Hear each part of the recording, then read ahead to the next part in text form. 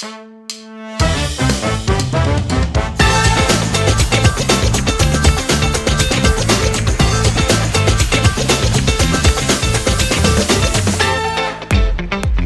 de vuelta en La Pausa, un podcast para mujeres que quieren pensar, que quieren llevar su intelecto a trabajar y que ese hámster les corra. No, bienvenidas, qué genial tener este break con ustedes para hablar de temas súper interesantes, pero sobre todo temas que nos han afectado a nosotras las mujeres desde una perspectiva cultural, desde una perspectiva social, pero también desde una perspectiva cristiana. Y queremos decirles que nosotras lo que queremos es analizar todo lo que está pasando en nuestra cultura desde un lente cristocéntrico, porque como mujeres cristianas a veces nos perdemos en tantas cosas, pero bienvenidas. Este es un break para ustedes, es un break también para nosotras. Porque a mí me encanta platicar, así que Sharon, bienvenida. Gracias, Basti, por darme la bienvenida y gracias porque sin lugar a dudas esto se siente bonito aquí con nuestro cafecito, yes. Y seguramente ustedes también lo estarán ahí disfrutando de un break con comida porque nada se disfruta mejor. Así es. Que el cafecito. ¿Cuál es tu comida favorita? Champurrada. Ay, la pizza. Oh, la pizza Chócales. Y el café. ¡Chócales!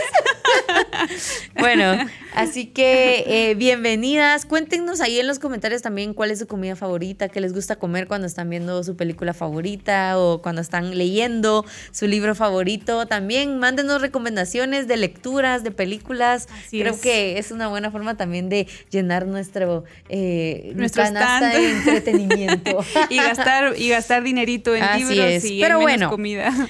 Hoy queremos hablar de un tema que es sumamente sensible en nuestra sociedad, pero al mismo tiempo siento que ya no está tan sensible como hace algunos años, porque ya han surgido también muchas contrapartes y creo que la parte del debate filosófico de esto ya se ha dado bastante, pero sigue siendo un tema complejo, porque las nuevas generaciones vienen inyectadas con esta ideología, pero hoy vamos a hablar... No les vamos a llamar como un autor les llamó últimamente. No. Gracias a Agustín Laje por darnos ese título para matarnos de la risa, pero no lo vamos a decir. No lo vamos a utilizar aquí en la solo pausa. búsquenlo. El último libro de Agustín Laje. Así es. Pero bueno, hoy vamos a hablar del feminismo versus la feminidad. ¿Hay diferencias? ¿Cuáles son esas diferencias? ¿Son dos conceptos similares o son opuestos? Y vamos a hablar también, ¿se recuerdan que en el episodio pasado les dejamos una pregunta? ¿Se nace mujer o se llega a serlo? Y esta pregunta no fue una pregunta que nosotras nos inventamos, tampoco es una pregunta random que salió del episodio, es sino muy que profunda. Es una pregunta que planteó una autora feminista francesa, Simone de Beauvoir. De Beauvoir. Y de esa premisa, ella escribe un libro que se llama El segundo sexo.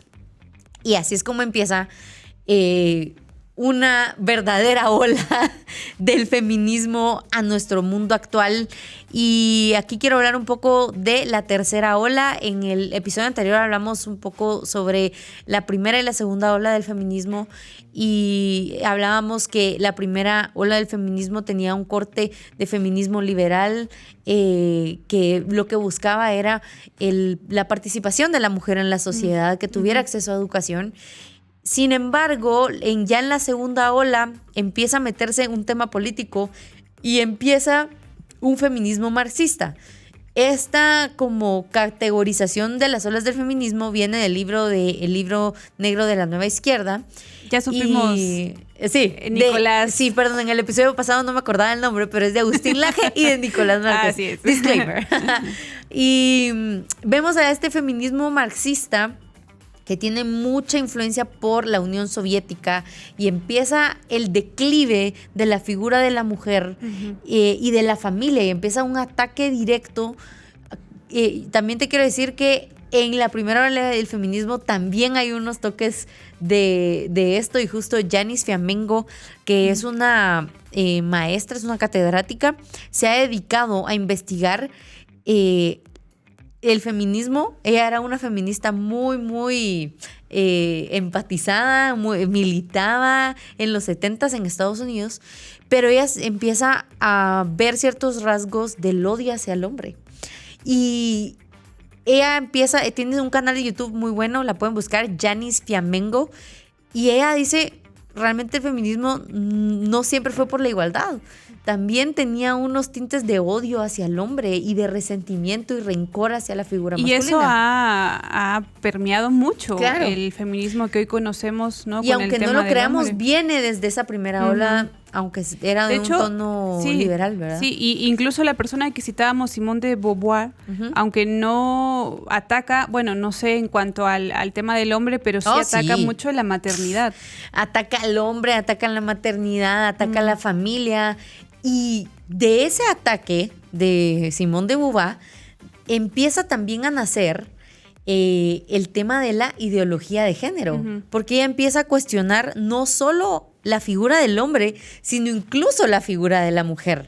Y entonces por eso ella se hace esa pregunta. Entonces, ¿se nace mujer o se llega a serlo? Y junto con otras autoras como más adelante, obviamente ella está en Francia y ella empieza como con ese empuje y empieza a cuestionar y a deconstruir la feminidad de la mujer. De hecho, ella, ¿no? Creo que el concepto de mujer para ella no es una realidad biológica, sino un concepto, como tú dices, socialmente construido, carente de esencia y definido por un opresor. Es decir, por eso ella decía, entonces, no se nace mujer, sino que llega uno a hacerlo. Y es algo, es un constructo social. De hecho, quería decirles algo, es espantosa su vida. O sea, ella estaba casada con un violador. Ella y su esposo, que ahorita no recuerdo el nombre, pero violaron a muchos niños. Una cosa espantosa, o sea, de verdad, muy, muy terrible. Pero de todos modos, su pensamiento empezó a permear. Y más o menos a la altura de la revolución sexual en Estados Unidos en los 60s, viene y nace una autora que se llama Betty Friedan y ella escribe el libro La mística de la feminidad. Ese fue publicado en 1963 y esta obra fue clave para el feminismo en los 70s. En este trabajo, Friedan entiende en resumidas cuentas que la liberación de la mujer no fue lograda con las victorias feministas en el terreno de los derechos civiles y políticos, que seguía oprimiendo a la mujer. Entonces, cuando Friedan publica esto, la mujer se vuelve a victimizar, porque entonces la batalla del feminismo no se ganó en la primera ola, sino que ella dice, la mujer sigue oprimida. En el mismo discurso del feminismo marxista, de la analogía de los burgueses y el proletariado, la mujer es oprimida por el hombre. Entonces de eso viene esta dialéctica y todo este diálogo hegemónico, le llama Agustín Laje también, que lo trae Simone de Beauvoir con esa misma parte del opresor, ¿verdad? El hombre es el opresor, el hombre es el opresor, la mujer es la víctima, la mujer es la que está oprimida totalmente por el hombre, y Betty Friedan hace lo mismo. Ella, lo que entiendo es que también indicaba, ¿no?, que hay que cambiar el concepto de ser mujer, ya sea madre o esposa, como lo había definido la cultura. Pero entonces, ¿cómo se supone que la cultura en este tiempo de los 60s había definido a la mujer? Lo que pasa es que en la cultura, sí, pero en la cultura americana tenemos que entender que a la altura de los años 20, 30, 50 hay una figura muy, muy americana de la familia y del sueño americano. Ideal, ¿no? La mujer, una mujer que, un estereotipo muy, muy, que ahora todavía seguimos viendo ese estereotipo que lo sacan las feministas, pero realmente ya no es un estereotipo muy común. De la mujer que cuida de los hijos, que se dedica solamente a su casa. Yo no sé si vieron una película de Nicole Kidman donde ella vive en unos suburbios americanos y entonces se vuelve loca y empieza como a hacer cosas muy, muy raras y al final mata a su esposo. No me acuerdo cómo se llama la película. Sí, ella creo que había... creo que inventado también que había tenido un hijo o es otra. Algo así, pero entonces ese era el estereotipo, ¿verdad? Con su vestido bien peinado todo el tiempo, una mujer perfecta. Entonces, en la revolución sexual, además de una cultura bastante cristianizada, entonces el esperar hasta el matrimonio todavía tenía mucho valor, la familia tenía mucho valor, pero en la revolución sexual Y aquí les queremos recomendar el libro de Núñez. ¿Cómo se llama? La Revolución Sexual. La Revolución Sexual de Miguel Núñez. Miguel Núñez. Pero en este punto de la revolución sexual, la mujer dice, pues sí, yo estoy oprimida. Y entonces se empieza a liberar. Se empieza a liberar de eso que supuestamente la oprime. La familia, digamos, el hecho de esperar a tener relaciones sexuales hasta el matrimonio. Y entonces empiezan también a marchar por el aborto, empiezan a luchar por el tema también de la hipersexualización de la mujer, de que solo el hombre tiene derechos sobre la mujer y así. Entonces en esa cultura muy americanizada, con ese estereotipo, por eso escribe eso Betty Friedan, porque ella lo que dice es, tenemos que cambiar esa imagen de la mujer americana. Y de hecho lo lograron. Y ha sido muy difícil porque aún hay mucha mujer conservadora en Estados Unidos, pero ves una amargura total en la cultura americana por esas mujeres que siguen creyendo que son oprimidas y victimizadas por todos los hombres del mundo. Ahora, bueno, yo sé que hace la referencia a la mujer americana, pero ¿qué tan lejos estamos también la mujer latina o a lo mejor países un poco más tradicionales? Lo que pasa es que creo que aquí todavía todavía estamos siendo afectados un poco. En Estados Unidos eso les llevó unos 35 años. Entonces, que viene desde los 70s. No quiere decir que nosotros no hemos sido afectados, no fuimos afectados o nuestros países no fueron afectados por esto, pero ahora con la tecnología y con los medios de comunicación, pues nosotros estamos viendo eso, ¿verdad? Y por eso vimos las marchas multitudinarias en por lo menos 2018, 2019, antes de la pandemia, por ejemplo en Argentina, ¿verdad? Esas marchas gigantescas. Hemos visto marchas en México y marchas donde vandalizan todo. Y lo que estamos viendo ahorita es una influencia de un feminismo súper radical, muy político. Que sería entonces ya la cuarta ola, la que estamos viendo. Sí, yo creo que ya estamos llegando. viendo. Sí, yo creo que lo que está empezando ahorita es y es curioso cómo se le llama, ¿no? Un feminismo radical. Así es. O sea, pareciera que otra vez, ¿no? Se va al extremo de lo que anteriormente se tenía, que otra vez, ¿no? Estamos poniendo en la mesa, y siempre lo digo, no todo lo que fue bueno, no todo lo que es hoy también es bueno. Mamela Fiallo, ella es una profesora de historia, es profesora universitaria, dice que el feminismo siempre ha sido violento. Lo que pasa es de que nosotros no lo hemos reconocido y no hemos investigado suficiente, porque siempre ha sido un movimiento político. Ella comenta que las primeras feministas tenían relación directa con Karl Marx, se escribían cartas, y de hecho en la película de Enola Holmes, la mamá de Enola se va y la deja porque va a ir a luchar por los derechos de la mujer, y ahí ven el montón de explosiones y todo, y eso es real, o sea, eso sí pasó. Entonces creo que también depende de cómo lo vamos viendo y de ciertos detalles que nosotros perdemos, pero en esa misma tercera ola y en lo que estamos entrando nosotros, viene otra autora importante que se llama Judith Butler, y ella es la mamá de lo que vemos como teología queer. Y aquí les quiero volver a recomendar otra vez en el libro de Cynical Theories de James Lindsay y de Helen Polkrose, porque él empieza a hablar de cómo Judith Butler, con todo el posmodernismo y todo ese diálogo posmodernista, incluso dice, miren, Judith Butler escribía muy mal, no se le entendía. O sea, en el libro dice, y de hecho él ponía como ciertos como pedazos de los libros que ella escribía, y cuesta entender lo que ella está diciendo. Porque ella decía que escribir bien, que tener una buena redacción, era de los blancos opresores. Entonces, imagínate que hasta eso les está afectando, ¿verdad?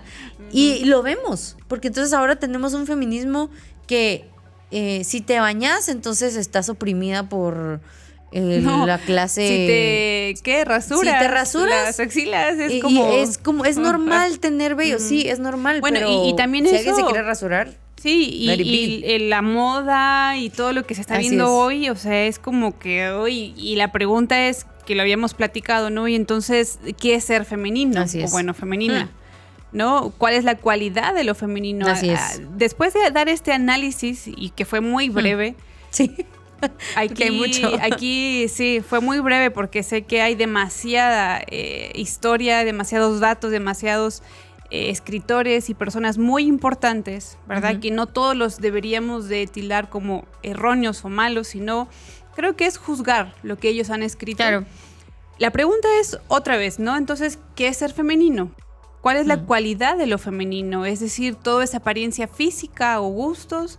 ¿Qué es lo que entonces estamos aquí tratando de entender? ¿Es lo mejor es ser una mujer salvaje o no una mujer salvaje? ¿Una mujer que huele mal, que no se arregla, que quiere parecer al hombre porque eso es lo mejor? ¿O es una mujer que, bueno, puede ser más arreglada, más coqueta, que otra vez recibe 1000 etiquetas? O sea, ¿a qué vamos, no? ¿Cuál es el equilibrio?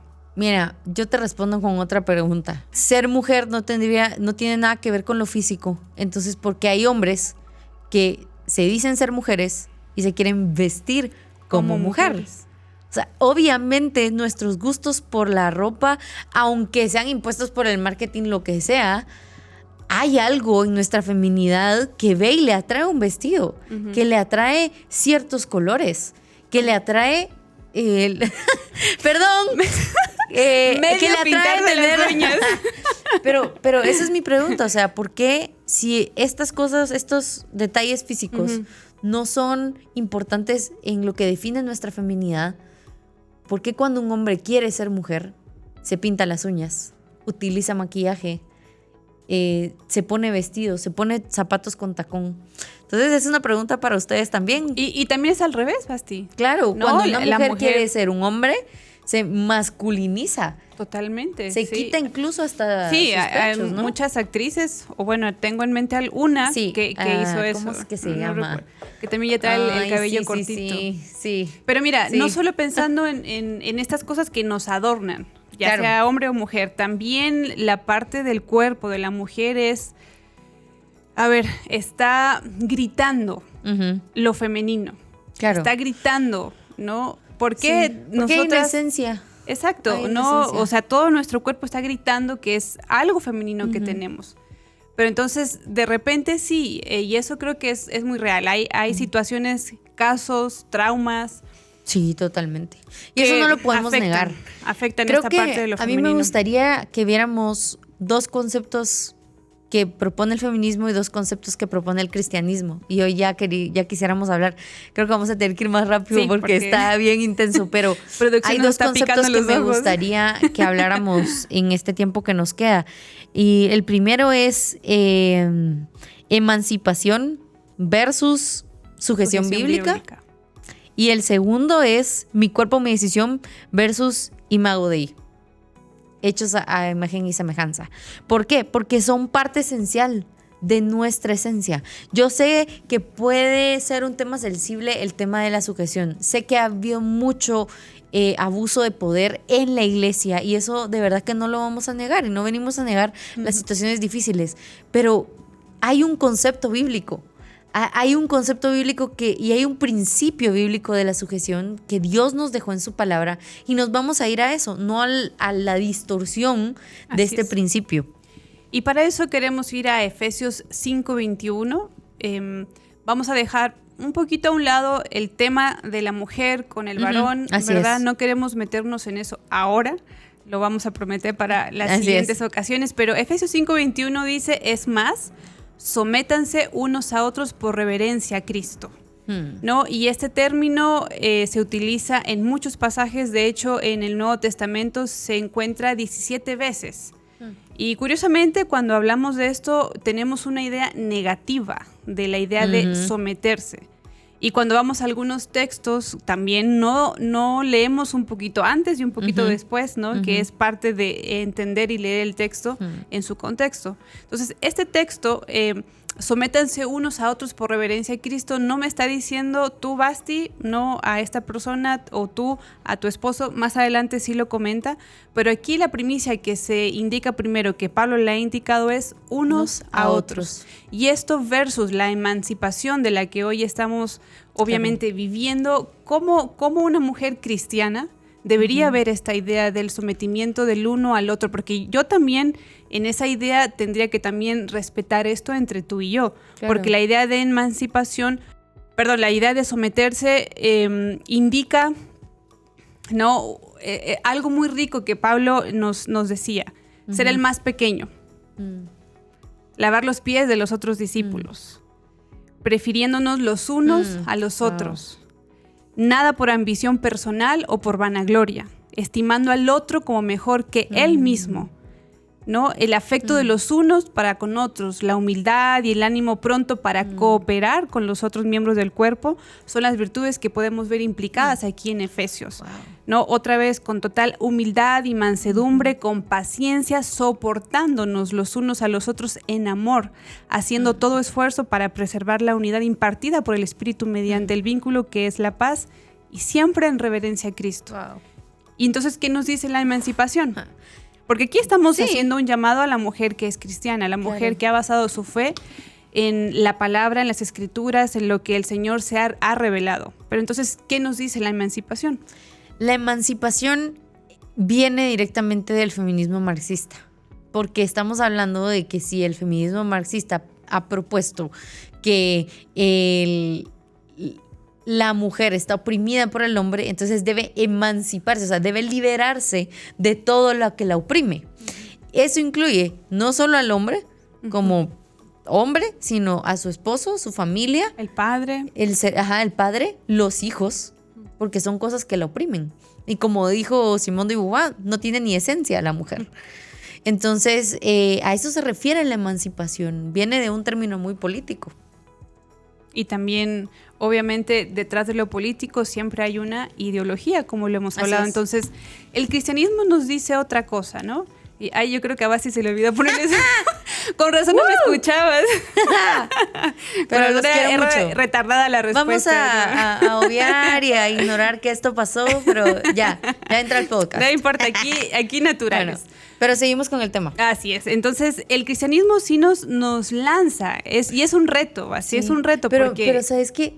Viéndolo así como tú dijiste, no es ponernos de alfombra y dejar que otros abusen de nosotros, sino es servir. El sujetarnos y someternos unos a otros es amarnos. Yo creo que ya llegamos a un punto en el que ya ni siquiera, o sea, hablan de tolerancia, pero cuando se tiene que tolerar prácticamente a alguien, es que soy víctima de abuso. Pero no todo es abuso. ¿Y sabes qué ha pasado con eso? Han prostituido el término de abuso.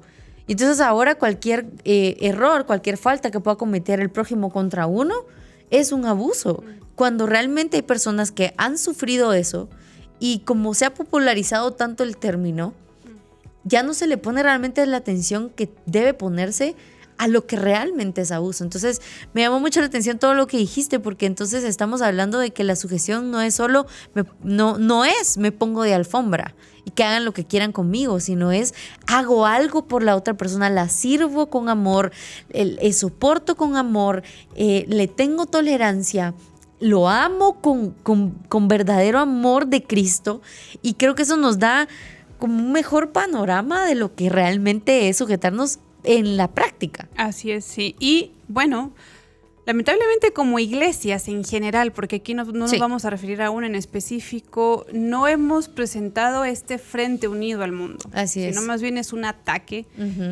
Y muchas luchas ahí de cuestiones ya, ¿no? Sí, entre el legalismo y la otra parte. Pero más es esta liberal. idea, ¿no? Todo en reverencia a Cristo, todo en llevarlo a Cristo. Si realmente nosotros viviéramos en ese amor al prójimo, creo que esta idea de cristianismo sería muy distinta a la que hemos estado acostumbrados. Ahí rompemos el mito de la emancipación, porque entonces no vemos a la familia como algo que me está oprimiendo y victimizando, sino como una oportunidad de servir y de formar a los próximos seres humanos que van a entrar y hacer sociedad. Así es. Y no solo en la sociedad, son las personas que van a llevar la fe. Así es. ¿Y qué tipo de fe están llevando? ¿Una fe que solo se sirve? ¿Una fe que es individualista? ¿Una fe que con la idea de la emancipación solo procura el yo a toda costa? O sea, ¿qué tipo de fe también es esta generación la que está entendiendo, ¿no? Bajo el concepto de la emancipación? Pero No solo eso, también tú dijiste que querías hablar, y te lo recuerdo, Así porque es. como se te fueron un poquito los audífonos ahí en la mesa.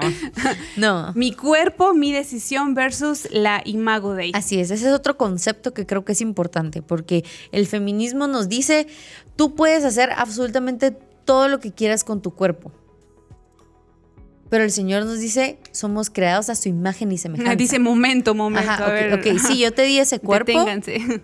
pero tú no puedes decidir sobre el cuerpo de alguien más.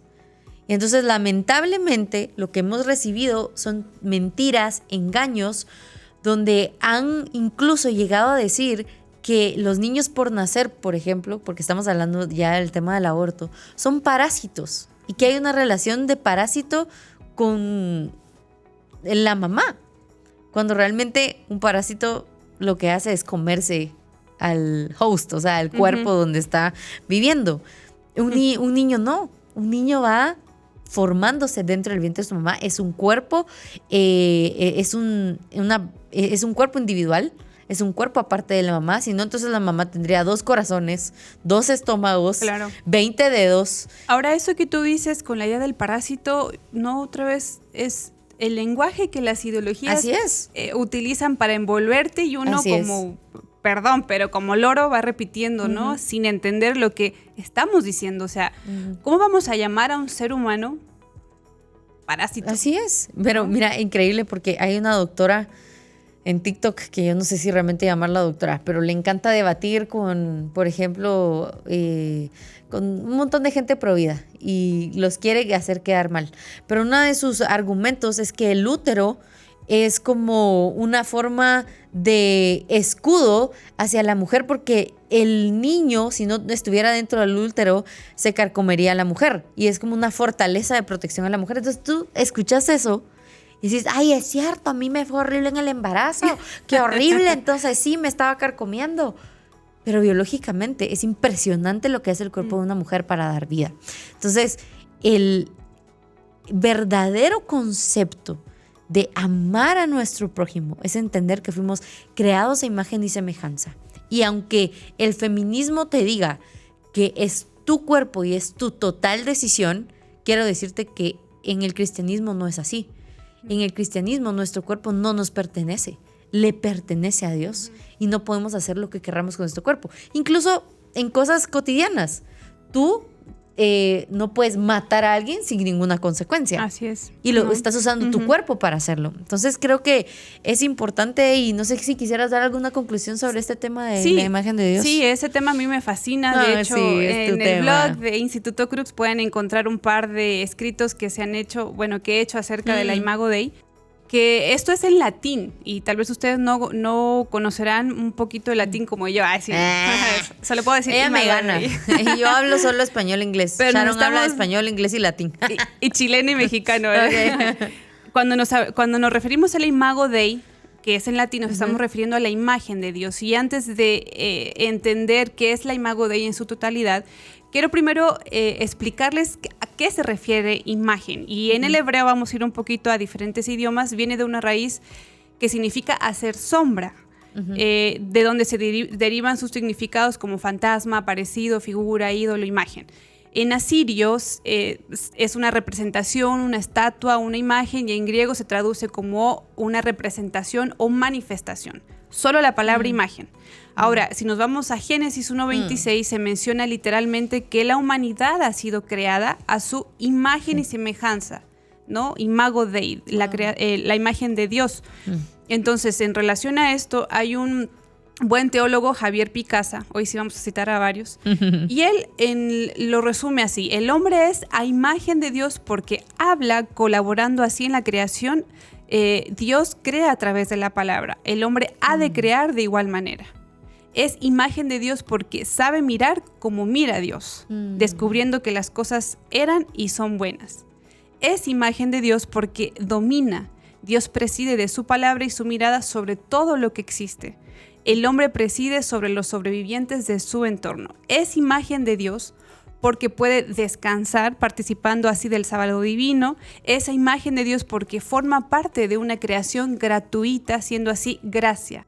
El hombre es a imagen de Dios porque es un ser de presencia responsable, arriesgada, gozosa, fuerte, con quien Dios mismo se implica. Ahora, tú vas a decir, bueno, son demasiados puntos y creo que tengo que regresar un poquito a escuchar este episodio, pero quiero concluir con el tema de la imagen. El hombre y la mujer, ambos ubicados en el Edén, en Génesis, en el principio, han sido creados a imagen y semejanza de Dios.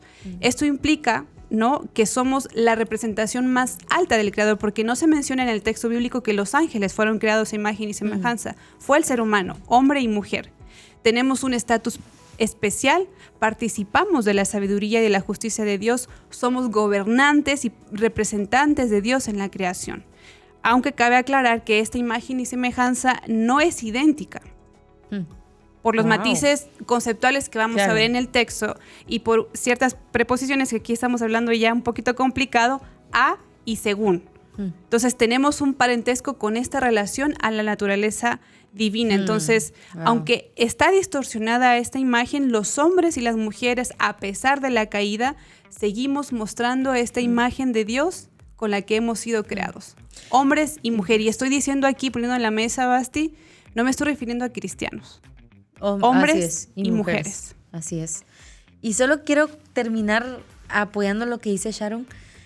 A raíz de la caída y esa distorsión de esa imagen de Dios, del hombre y la mujer, hemos visto también Sharon me ha instruido mucho en la cultura bíblica y en la cultura judía, pero sí vemos que el hombre ha predominado sobre la mujer y la mujer se ha considerado también en muchas partes de la historia como un ente, un ser de segunda categoría. Así es. Y eso, solo quiero decirte algo, eso no es a raíz de lo que Dios planeó.